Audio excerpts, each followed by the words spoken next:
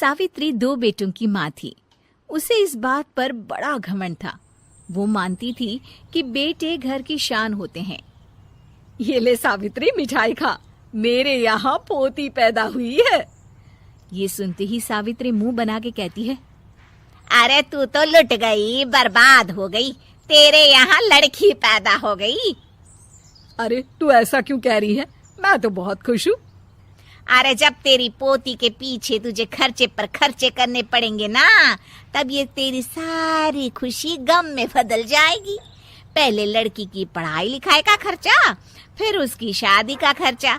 अरे आजकल की शादियाँ कितनी महंगी हो गई है। गहने बनाओ, लाखों रुपए पानी की तरह बह जाते हैं। लड़कियाँ तो सिर्फ खर्चा करवाने के लिए ही पैदा होती हैं। इस तरह लड़कियों के प्रति अपने विचार व्यक्त करते हुए सावित्री ममता को लंबा चौड़ा भाषण देके चली जाती है। अब तो आप लोग इस कहानी में सावित्री देवी का पात्र अच्छी तरह समझ ही गए होंगे। कुछ समय बाद सावित्री की बड़ी बहू भी एक लड़की को जन्म देती है। फिर क्या था, सावित्री पूरा आसमान सर पर उठा लेती है। हे भगवान, ये तू मुझसे किस जन्म का बदला ले रहा है? अरे मैं तो मंदिर में रोज आकर तुझसे कहती तो थी कि मुझे एक पोता चाहिए, और तूने मुझे पोती दे दी। इतनी मिठाइयाँ और प्रसाद चढ़ाने का क्या फायदा हुआ? तभी सावित्री की बहू निशा कहती है, क्या माँ जी, आप भी इतनी सी बात पर नाराज हो गई हैं? देखिए तो आपकी पोती कितनी सुंदर है, बिल्कुल आप पर गई है।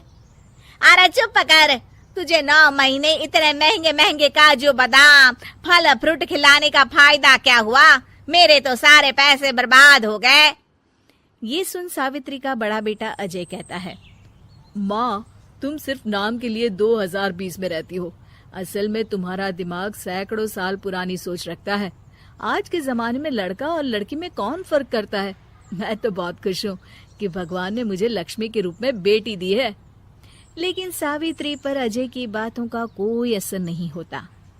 नालायक, अपनी पत्नी की जबान बोल रहा है। मेरा बड़ा बेटा तो हाथ से गया। लेकिन सावित्री देवी हार मानने वाली नहीं थी। वो पोते की चाह में अपने छोटे बेटे विजय की शादी करवा देती है। कुछ समय बाद आखिरकार वो दिन आ ही जाता है जब सावित्री की छोटी बहू गर्भवती हो जाती है।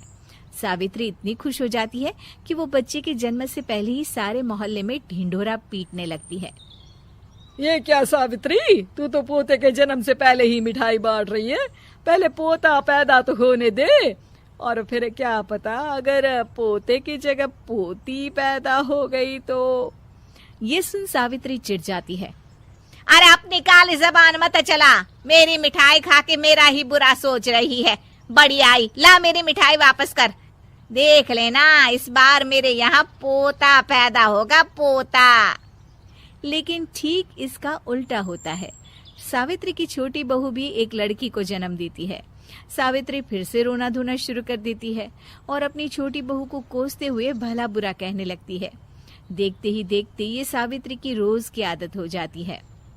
एक दिन उसकी इस आदत से परेशान होकर विजय अपने भाई अजय से कहता है, भैया, माँ खुद एक औरत होकर हमारी बेटियों को पसंद नहीं करती, उल्टा उन्हें रोज कोसती रहती है। मुझे माँ की यह आदत बिल्कुल पसंद नहीं आती। अरे तू ठीक कहता है, मैं भी अब माँ से तंग आ गया हूँ। अच्छा, तो अब तुम दोनों इस तरह पीठ पीछे मेरी बुराई भी करने लग गए हो?